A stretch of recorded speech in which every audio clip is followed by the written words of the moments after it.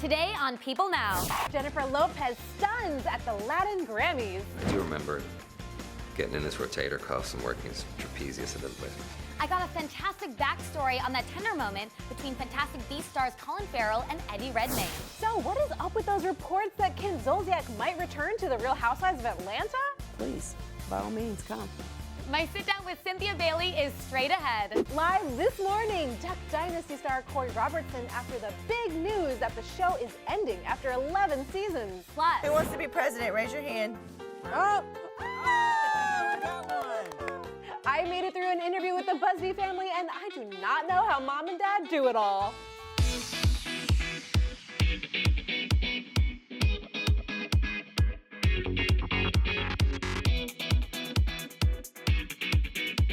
oh my goodness, so many babies. How do they do it?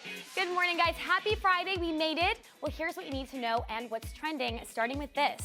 Bobby Brown is happy to hear that Nick Gordon was ordered to pay $36 million in Bobby Christina's wrongful death case. Brown released a statement he posted on Instagram and Twitter saying, "I am pleased with the outcome of today's court proceedings. I do know that Mr. Gordon will be unable to slander my daughter's name in the future or obtain any benefits from the use of Chrissy's name." Bobby Brown's lawyer adding, "The harm of losing a child is immeasurable." Brown is looking for more justice in his daughter's case, saying, "Finally, I do need for the district attorney's office to step up and begin the criminal prosecution of Mr. Gordon. The delay in that matter is of great concern to me and my family. We need for District Attorney Howard to act now." Brown was present during Thursday's court proceedings. At one point, he took the stand and spoke about Bobby Christina, saying, "She was an entertainer. If you were around her, all you would do was laugh. She told a lot of jokes. She was always the life of the party and anywhere she went. I know she had the talent to be successful." That's Jennifer Lopez and Marc Anthony sharing the stage and singing their hearts out at the 17th Annual Latin Grammy Awards Thursday night in Las Vegas. But the two didn't only perform a duet, Lopez also presented her ex-husband and close friend with the Person of the Year award. And while the pair was on stage, the audience started chanting beso, meaning kiss in Spanish. So yes, guys, the former married couple shared a quick kiss and the crowd went wild. Lopez even had some sweet words to say about Anthony, telling the audience, "Marc is a living legend. He is a magical and pure artist, giving away classics that will stay forever. He will always be many things in my life." And of course, it wouldn't be an award show with J-Lo without talking about her red-hot red carpet look. The superstar sizzled in a semi-sheer, glittery Zuhair Murad couture jumpsuit. The form-fitting one-piece featured sheer panels along the plunging neckline, sleeves, and pants. Well, J-Lo, you can do no wrong in my book. All right, guys, moving on to this. Real Housewives of Atlanta star Cynthia Bailey has been very open about her divorce struggles since separating from businessman Peter Thomas earlier this summer. The 5'10" beauty is still in the process of healing from the split. So when she stopped by the People Now studios, I wanted to ask how she's managing and whether or not she's received any support from her fellow Atlanta housewives. Take a look. You know what? I have to say, they've been pretty compassionate. Yeah. Quite a few of the ladies have actually gone through divorces themselves, so, they've been through it. So they, kind of sympathize with what I'm going through. I'm just glad that, I'm around women who, even if we don't get along all the time, if I really feel like if I just really needed to call one of them, any of them actually, and say, hey, I need to talk to you, I'm having a bad day or whatever. I actually think they would take my phone call. We're connected and we're kind of bonded to each other, whether we, really choose to be or not. But yeah, so far so good. And that really meant a lot to me because, I've only been married once.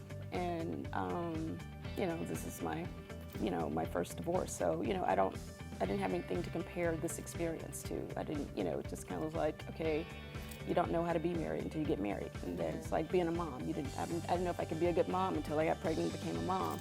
So I'm just still, finding my way. And, I don't pretend to have all the answers. I'm just trying to stay true to just what is giving me peace. Well, it's so great to see her doing well. She also looks amazing. But speaking of Atlanta Housewives, is Kim Zolciak returning to the fold? Last month, leaked paparazzi shots showed Kim taking part in the show's finale taping, making everybody wonder, will we see more Kim Z in the future? I asked Cynthia what those shots were all about and why Kim was present at the time of the taping. Watch this.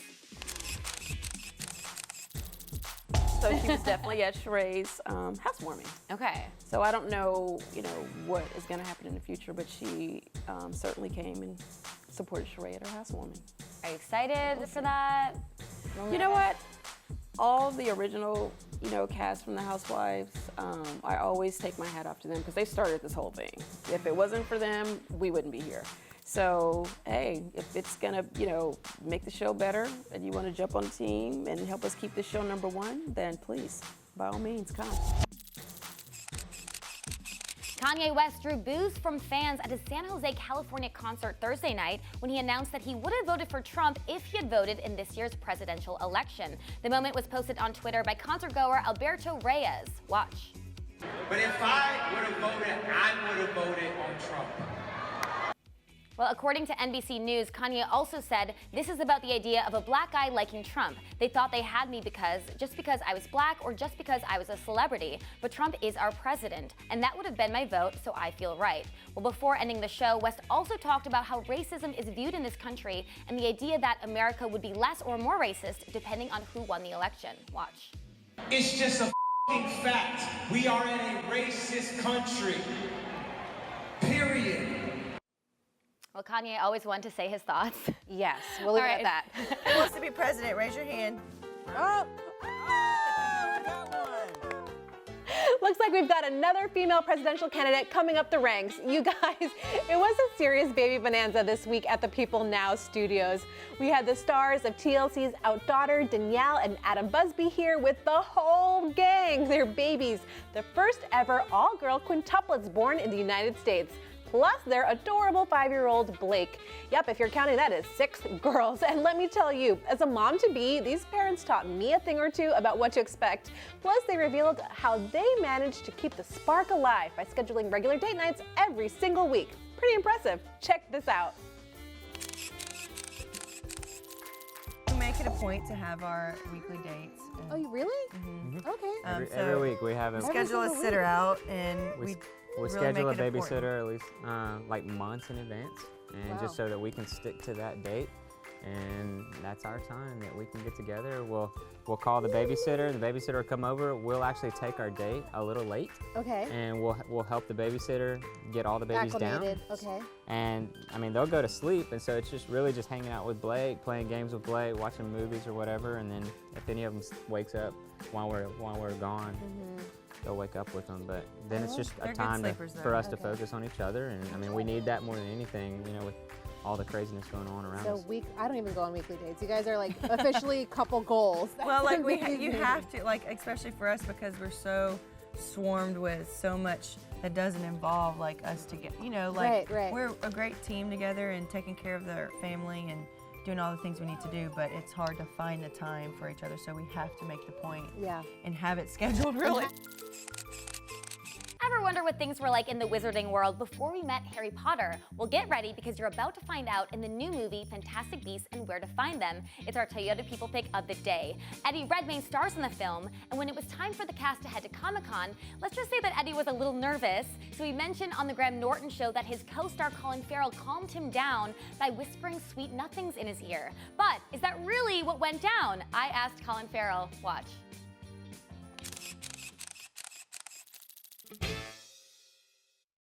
I have no idea what I whispered in his ear. Maybe how's the pressure? I do remember giving him a bit of a massage. He had to go in front of an audience of 4,000 or 5,000 people at Comic-Con and do some magic trick in front of 4,000 or 5,000 people and get the audience all involved, and he was shitting himself. So I do remember getting in his rotator cuffs and working his trapezius a little bit. I don't remember whispering sweet nothings. I think he's lying. He's probably wishing that you were whispering sweet That's exactly what it was.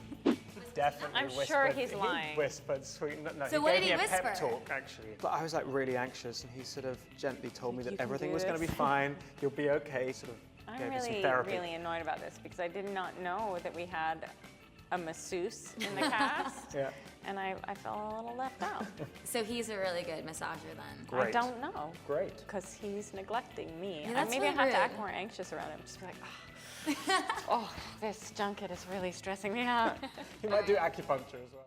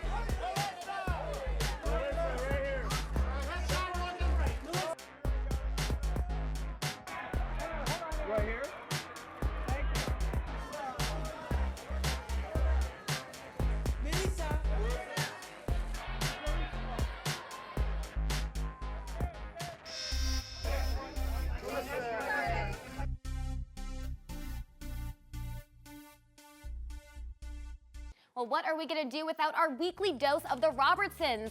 That was the cast of Duck Dynasty announcing that the show will come to an end after 11 seasons. Well, we have Duck Dynasty star Corey Robertson here with us right now. Welcome, Corey. How are you? Hey, I'm great. Thanks for having me. Of course. Now, this is crazy. So after 5 years, 11 seasons, 130 episodes, Duck Dynasty is coming to an end. It is. So this was a family decision. Yes. Why did you decide that this was the year it was going to come to an end? Well, it has been 5 years, and it's been an awesome ride. It's been so much fun. But, it feels like it's time. It just feels like it's time. We're on like 130 episodes, something crazy like that. Yeah, and it's fun. It's like we have these really awesome home movies. Like you've seen our kids grow up through the years, from John Like Mary Kate's wedding, and all kinds of fun things have happened. So we are just so grateful for the whole experience. But it feels like it's time. Yeah, are you sad at all seeing it go? And what's the reaction among the family? Yeah, I think it was a little bittersweet. Whenever we made the announcement, we were all just kind of like, okay, what's gonna be the response? And we just had such amazing support from fans. Like everyone's tweeting and saying how much they love our family and they're gonna miss us and all that. So it's bittersweet. Like we're happy to kind of move on to another chapter, but also we're like, oh, we're gonna miss this. I wanna know, is there one person that just really doesn't wanna see it go? Or did you all kind of decide? I think it just it was a mutual decision for all of us. But, one of the things is I think whenever we first started the show, everyone was worried, oh, what is the reality show gonna do to your family? But it really even brought us closer because, it just kind of like forces you to be together even more whenever you're filming, and then you're like waiting around, you're sitting around talking and all that. So we have fun doing it, and we've really grown even closer as a family. Yeah, now you said during the announcement we might see you again on a special or two. So what can you tell us about that?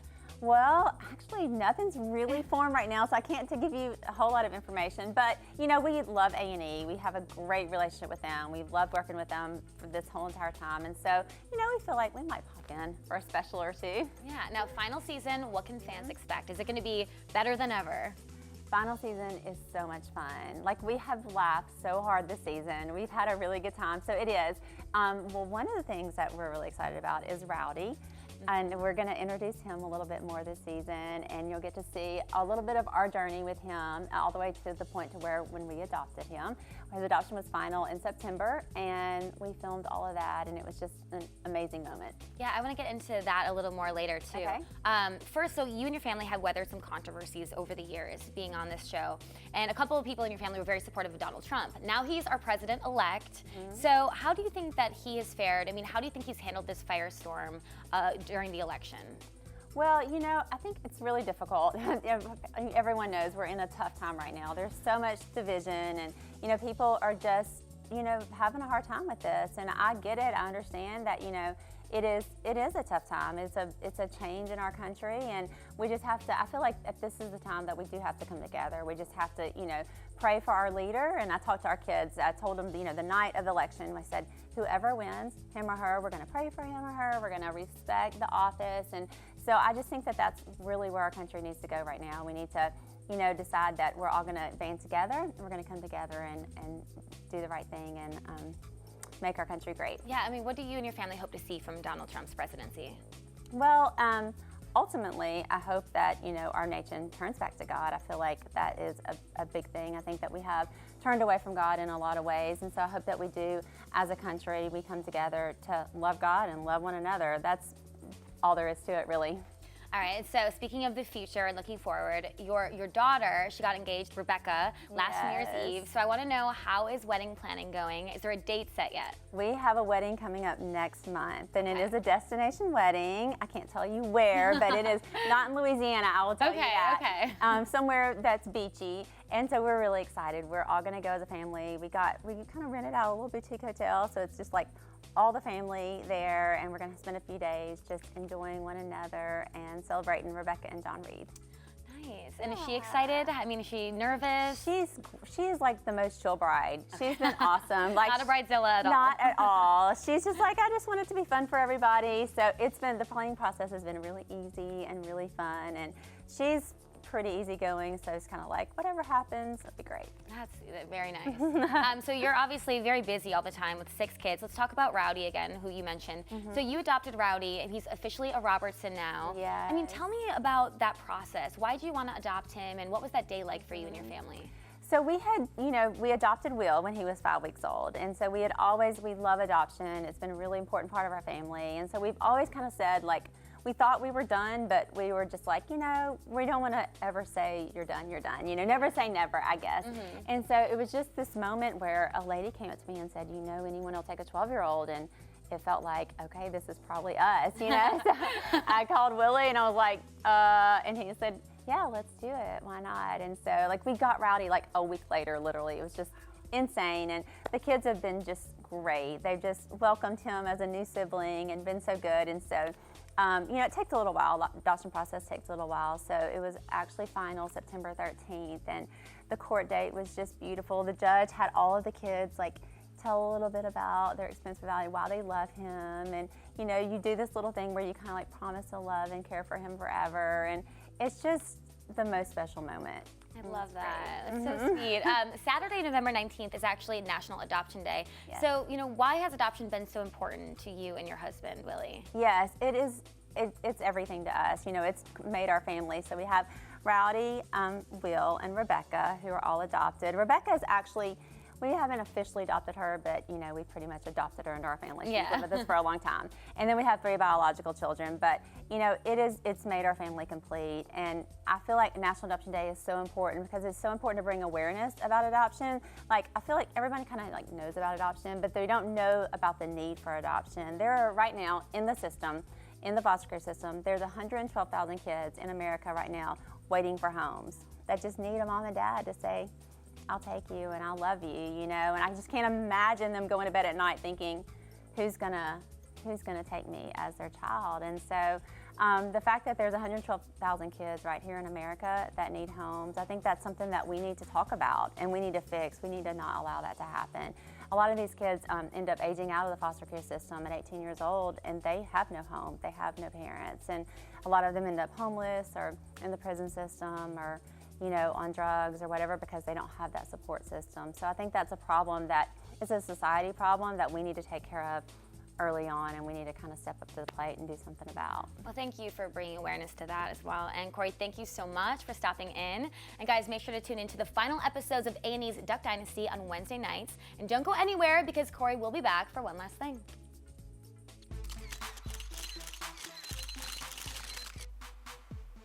The stars are on the move and we're following them in today's edition of Star Tracks. Jenna Dewan Tatum has been killing the red carpet game since the early 2000s, and to no one's surprise, the green-eyed beauty is finally getting recognition for it. Thursday, Jenna was honored as a style renegade at Variety and Women's Wear Daily's 2nd annual Style Maker Awards. The Supergirl actress said she felt like the red dancer emoji in her beautiful Prabal Gurung gown, popping out a long, lean leg to show off the gown's dramatic slit.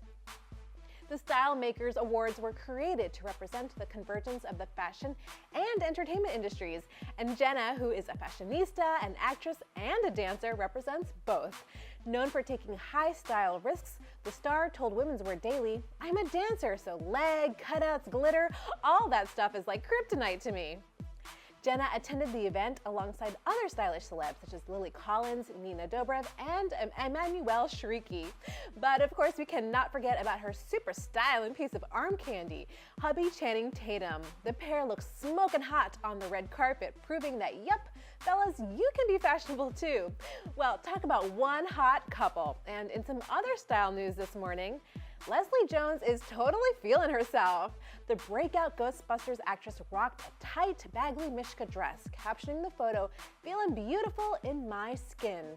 The star attended a gala at the American Museum of Natural History Thursday night and was definitely not camera shy. The star posted this up-close selfie on Twitter, showing off her sleek hairdo and pop-in makeup. And can I just say, she looks absolutely gorgeous. The outspoken actress has struggled with acceptance in Hollywood, admitting how initially no designer wanted to work with her for her red carpet Ghostbusters premiere earlier this year. Leslie has also faced online bullying and came to the defense of Olympian Gabby Douglas when haters criticized the athlete's hair. Well, I gotta say, it is great to see Leslie looking comfortable in her own skin. You go, girl! And those are your Star Tracks for today. And the Oscar goes to you. Yes, now is your chance to get up close and personal to some of your favorite movie stars when People presents the Oscars Fan Experience Sweepstakes. You can enter to win an all-expenses paid trip for two to LA and get a chance to be on the 2017 Oscars red carpet. Head to people.com/2017OFE to enter. The sweepstakes ends on December 12th. This is Jennifer Lawrence in People. This is Jennifer photobombing Taylor Swift, and Sarah Jessica Parker, and Liam Hemsworth.